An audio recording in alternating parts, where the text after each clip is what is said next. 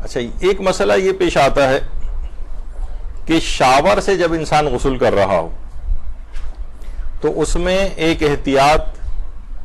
مجتہدین نقل کرتے ہیں۔ دیکھیے، عام طور پر وہ افراد کے جو کہ شاور سے غسل نہیں کرتے، مثلا بالٹی سے وضو کر رہے ہیں، لوٹے سے وضو کر رہے ہیں، بہت سے جیسے بزرگ حضرات ابھی بھی شاور وغیرہ کو پسند نہیں کرتے، ان کے لیے تو مسئلہ نہیں ہے، کوئی احتیاط نہیں۔ لیکن شاور سے جو مسلسل پانی بہ رہا ہوتا ہے، یعنی بالٹی سے اور برتن سے غسل کرنے والوں کے لیے ایسی کوئی احتیاط نہیں، وہ تو جس طرح سے وضو اپنا غسل کر رہے ہیں وہ ویسے غسل کرتے رہیں گے۔ اصل مسئلہ ہوتا ہے شاور سے۔ آیت اللہ سیستانی، آیت اللہ خوئی، آیت اللہ وحید خراسانی فرماتے ہیں کہ احتیاط واجب کی بنا پر، یعنی مثلا جس وقت آپ شاور سے غسل کر رہے ہیں تو پہلے آپ کو سر و گردن دھونا ہوتا ہے اور اس کے بعد نچلا دھڑ دھونا ہوتا ہے۔ نچلے دھڑ میں بھی کچھ فقہا جو ہیں وہ کہتے ہیں دائیں اور بائیں کا فرق ہے، پہلے دایاں دھوئیں گے دھڑ، پھر بایاں دھوئیں گے۔ تو یہ تینوں علماء یہ کہتے ہیں کہ مثلا آپ شاور کے نیچے کھڑے ہوئے ہیں تو آپ یہ نہیں کر سکتے کہ خود ہی نیت آپ نے کر لی کہ اب یہ میرا سر و گردن ہو گیا اور اس کے بعد اب میں جو ہے اب جو پانی ڈل رہا ہے خود بخود نیچے، یہ میں نچلا دھڑ دھو رہا ہوں۔ وہ یہ فرماتے ہیں کہ احتیاط واجب کی بنا پر یا تو آپ کو شاور بند کر دیں یا اس کی دھار سے باہر آ جائیں اور پھر اس کے بعد دوبارہ نچلا دھڑ دھونے کے لیے دھار کے نیچے جائیں یا شاور کو دوبارہ کھولیں۔ یہ احتیاط واجب کی بنا پر ہے۔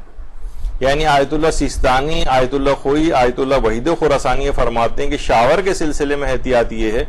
کہ احتیاط واجب کی بنا پر یا تو شاور کو بند کریں یا اس کی دھار سے باہر آ جائیں۔ دھار سے باہر آنے پہ بھی میں نے سنا تھا، پتہ نہیں کسی جگہ ہوا تھا، خاتون چھلانگ مار کے دھار سے باہر آئی تھی تو گر ور گئی تھیں، وہ ہڈی بھی ٹوٹ گئی تھی ان کی۔ تو اس طرح کی کوئی حرکت نہ کریں، یعنی بس یہ ہے کہ نارمل طریقے سے جس طریقے سے بھی ایک شاور بند کر دیں اور پھر دوبارہ کھول لیں نچلا دھڑ دھونے کے لیے۔ اچھا، لیکن جو دیگر علماء ہیں، مثلا آیت اللہ شبیری زنجانی ہیں، آیت اللہ سعید الحکیم ہیں، آیت اللہ اسحاق فیاض ہیں، ناصر مکارم شیرازی ہیں یا رہبر معظم ہیں، ان کے نزدیک یہ والی احتیاط نہیں، ان کے نزدیک یہ والی احتیاط نہیں ہے، اور یعنی اس کے نیچے ہی کھڑے کھڑے آپ چاہیں تو نیت اپنی کر سکتی ہیں، یعنی جو ان کے مقلدین ہیں کہ اب یہ میرا سر و گردن دھل گیا، اب میں نچلا دھڑ دھو رہی ہوں، اس کے لیے شاور کو بند کرنا یا اس کی دھار سے باہر نکلنا یہ ضروری نہیں۔ تو آیت اللہ سیستانی کے جو مقلدین ہیں، رہبر کے تو مقلدین کے لیے ویسے بھی احتیاط نہیں ہے، وہ اگرچہ کہتے ہیں کہ احتیاط واجب کی بنا پر یہ دو کام کرنے پڑیں گے، ان دونوں میں سے کوئی سا ایک۔ لیکن ان مراجع کی طرف اگر رجوع کر لیا جائے، آغا سیستانی کے جو تقلید میں ہیں وہ شبیری زنجانی کی طرف رجوع کر لیں گے، اسحاق فیاض یا سعید الحکیم کی طرف، کیونکہ وحید خراسانی بھی احتیاط واجب ہی لگاتے ہیں، تو اس سلسلے میں ان کے مقلدین ان مراجع کی طرف رجوع کر سکتے ہیں۔ اچھا، بعض اوقات اس کی تو ابھی میں تفصیل میں نہیں جا رہا کہ کسی جسم کو اپنے پاک کرنے میں یا چیز کو پاک کرنے میں بھی یہی والا مسئلہ آ سکتا ہے۔ مثلا آپ پانی آپ ڈال رہی ہیں اور مسلسل پانی، تو آپ یہ نہیں کر سکتے جیسے کسی چیز کو مثلا پیشاب کے کپڑے کو 2 دفعہ دھونا ہوتا ہے تو آپ نے خود ہی نیت کر لی کہ یہ 1 دفعہ ہو گیا، پھر اب یہ دوسری دفعہ ہو گیا۔ یعنی کوئی بھی چیز بھی اگر آپ پاک کر رہی ہیں، کوئی برتن یا کوئی اور اس طرح کی چیز، تو اس میں یہ نہیں ہو سکتا کہ بس خود ہی نیت کر لیں، تو اس میں بھی یہ ہے کہ پائپ ہٹائیں یا نل کے نیچے سے اس کو نکالیں اور پھر دوبارہ اس کے نیچے لے کر جائیں، اس طرح سے یہ 2 بنے گا۔ تو بہرحال اس میں مسئلہ یہ ہے کہ اگر ایسی کوئی غلطی سابقہ ہوتی رہی ہو، یعنی اس طرح کا کسی نے خیال نہیں کیا جبکہ احتیاط واجب کی بنا پر یہ ضروری تھا، تو اس کا نتیجہ کیا نکلے گا؟ اس میں یہ ہوگا کہ اگر اب بھی ہم شبیری زنجانی، سعید الحکیم یا اسحاق فیاض میں سے کسی ایک کی طرف رجوع کر لیں تو سابقہ تمام ہمارے غسل بھی ٹھیک ہو جائیں گے، ابھی بھی ٹھیک ہو جائے گا اور آئندہ بھی ٹھیک رہیں گے، یعنی بس اس کے نیچے ہی کھڑے کھڑے ہم یہ نیت کر لیں کہ یہ ہمارا سر و گردن ہو گیا اور یہ ہمارا نچلا دھڑ اب ہم دھو رہے ہیں۔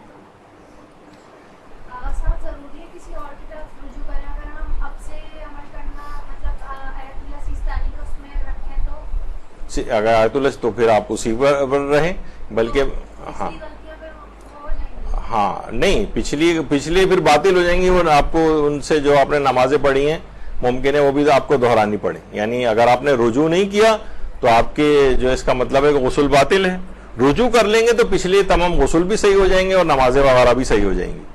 یعنی یہ جو رجوع کرنے کے بعد پچھلی تمام چیزیں بھی صحیح ہو جاتی ہیں اس مسئلے کے تحت, اور آئندہ بھی ٹھیک رہتی ہیں کیونکہ آپ کا نیت رجوع اس آئندہ کے لیے بھی ہوتی ہے. تو آئندہ کے لحاظ سے بھی یہی مسئلہ ہوگا.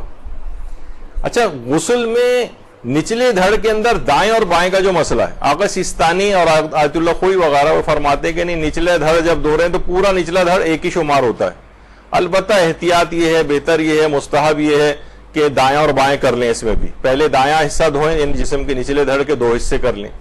تو یہ والا جو مسئلہ اگر کوئی اس طور پہ یہ کرنا چاہ رہا ہے یا کسی ایسے مرجع کی تقلید میں ہے کہ جو کہ شاور سے غسل کی اس احتیاط کا بھی قائل ہو اور یہ نچلے جسم کے جو 2 حصے کیے جاتے ہیں اس کا بھی قائل ہو, تو پھر اس کو یہی والی چیز دائیں اور بائیں کے اندر بھی کرنی پڑے گی. یعنی پہلے سر و گردن دھونے کے بعد شاور کو بند کرے یا دھار سے باہر نکلے, پھر دایاں جسم دھوئے آدھا, یعنی جو دائیں طرف کا حصہ ہے وہ دھوئے, اور پھر اس کے بعد شاور کو بند کرے یا پھر اس کی دھار سے باہر نکلے اور اس کے بعد پھر بایاں جسم دھوئے. تو آیت اللہ خمینی, امام خمینی جو تھے, اور آیت اللہ علی خامنہئی, وہ کہتے ہیں کہ نچلا دھڑ کے جو ہے اس میں 2 حصے کیے جاتے ہیں. لیکن آپ نے جیسے کہ سنا کہ رہبر معظم تو ویسے بھی اس میں اس کے قائل نہیں ہیں, تو نچلے دھڑ تو ویسے ہی رائٹ اور لیفٹ کر کے ان کے نزدیک دھویا جائے گا. لیکن یہ والی احتیاط ضروری نہیں, اس کے فقط قائل آیت اللہ سیستانی ہے, وہ بھی احتیاط واجب کی بنا پر ہے, اور احتیاط واجب میں بھی ان مراجع کی طرف رجوع کر لیا جائے تو غسل ٹھیک ہو جائے گا. اچھا, یہ جو شاور لگا ہوتا ہے جسے شاور ہیڈز کہتے ہیں, یہ بی بی سی نے بھی اس پہ ایک نیوز دی تھی, اور جو نیشنل اکیڈمی آف سائنسز ہے جو کہ ٹاپ 100 کے اندر آتی ہے اداروں کے اندر, یونیورسٹیز وغیرہ میں, ان کی بھی ایک رپورٹ یہ آئی تھی کہ جو شاور ہیڈز ہوتے ہیں اس کے اندر بہت سے, کیونکہ اس کی صفائی کا تو کوئی انتظام عام طور پر ہوتا نہیں, تو اس میں بہت سارے جراثیم وغیرہ آ کر چپک جاتے ہیں. لیجونیلا کے نام سے ایک مائکو بیکٹیریا ہے, وہ اس کے اندر گرو ہوتا ہے. پھر یہ ناک کے ذریعے یہ پھیپڑے میں جا کے نیمونیا بھی کاز کر سکتا ہے, اور ریسپریٹری جو بیماریاں ہیں, انفیکشنز وغیرہ ہیں سانس کی نالی کی, وہ بھی کرتا ہے. اور آج کل تو آپ کو پتہ ہے جیسے کووڈ وغیرہ اور یہ سب کچھ بھی, ظاہر آدمی ہر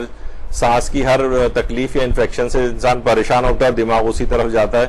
تو اس میں بہرحال ایک خطرہ اس بیماری کا ہوتا ہے شاور کے ذریعے, کیونکہ شاور ہر وقت بس اس کے اندر وہ نمی جگہ رہتی ہے, تو وہاں پر کیونکہ اس کی صفائی کا اندر سے انتظام نہیں ہوتا ہے شاور ہیڈز کا, تو اس میں جراثیم آ کر بیٹھ جاتے ہیں, اور اس کے بعد جب آپ کھولتے ہیں اور آپ کے ناک کے ذریعے آپ کے جسم کے اندر چلے جاتے ہیں تو یہ انفیکشن کاز کر سکتے ہیں. کوئی بوڑھا ٹائپ کا آدمی جس کی امیونٹی لیول کافی کم ہے تو اس کو نیمونیاز وغیرہ بھی ہو سکتے ہیں. تو بہرحال اگر کہا جاتا ہے کہ اگر ہر 3 مہینے میں ایک دفعہ ایک معمولی سے ایک پروسیجر اگر گھر کے اندر ہی کر لیا جائے, وہ یہ ہے کہ عام طور پر ایک تھیلی سی اس کے اوپر باندھ دی جائے, اور اس تھیلی کے اندر پہلے سے کچھ آپ لیمو وغیرہ نچوڑ دیں, کچھ نمک وغیرہ ڈال دیں, اور اس کے بعد آگے سے بند کر کے پیچھے سے پانی کھول دیں, اور 2 گھنٹے تک تقریباً اس طرح سے رکھیں. تو یہ جتنے بھی اس کے اندر لیجونیلا جو جراثیم ہیں, جو مائکو بیکٹیریا وغیرہ ہیں, وہ کل ہو جاتے ہیں. اس کے بعد پھر آپ تھیلی کو پھاڑ دیں اور یہ پانی نکل جائے گا. تو اس طرح سے ہر 3 مہینے میں یہ ڈس انفیکٹ ہو جائے گا, یعنی اس کی آپ نے ایک لحاظ سے اس کو صاف کر دیا اس کو. یہ ایک دوسرا ایک اور طریقہ بھی ہے کہ تھیلی کے اندر تھوڑا سا جو وینیگر ہوتا ہے, یہ سرکہ, یہ آپ اس کے اندر ڈال کے اور اس کے اوپر اس طرح کہ جو شاور ہیڈ کا جو اگلا حصہ ہے اس کے اندر ڈپ ہوا رہے, اور 2 گھنٹے تک صرف اس کو اس طرح سے رکھیں. اس کے بعد اس کو کھول دیں اور اس کے بعد پانی نارمل طریقے سے چلائیں, تو جتنے بھی جراثیم وہاں پر جمع ہو گئے ہوں گے وہ سارے کے سارے کل ہو جائیں گے, اور آپ کا یہ ڈس انفیکٹ ہو جائے گا. پھر 3 مہینے بعد دوبارہ اس کو کر لیں, تو اس سے یہ جراثیم لگنے کا اور یہ جو سانس کی کوئی بیماری ممکنہ ہو سکتی ہے اس سے بھی بچت ہو سکتی ہے. تو اس طرح سے اتنا فرق ہو جائے گا, بلکہ کافی اس کی